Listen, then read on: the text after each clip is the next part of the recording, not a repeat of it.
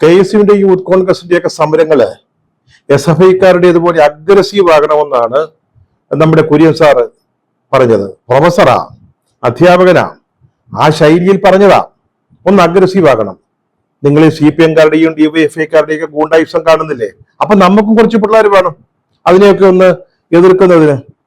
SFIക്കാർ നടത്തുന്ന സമരങ്ങളുമായിട്ട് യൂത്ത് കോൺഗ്രസ് സമരങ്ങളെ അദ്ദേഹം ഒന്ന് താരതമ്യപ്പെടുത്തി.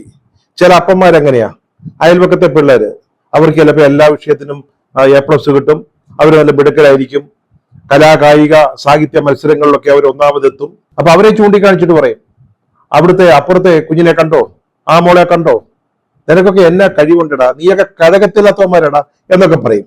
പിള്ളേർക്കാണെങ്കിൽ ഇതിനപ്പുറത്ത് ഒരു ഇൻസൾട്ട് ഇല്ല. അതായത് അവന്റെ കൂട്ടുകാര്, കൂടെ പഠിക്കുന്നവര്, അല്ലെങ്കിൽ അയൽപക്കക്കാര് ആ കുട്ടികളെ താരതമ്യം ചെയ്തുകൊണ്ട് അവരെ ജഡ്ജ് ചെയ്യുമ്പോഴേ അവർക്ക് ഒട്ടും ഇഷ്ടപ്പെടത്തില്ല, നാണക്കേടാ.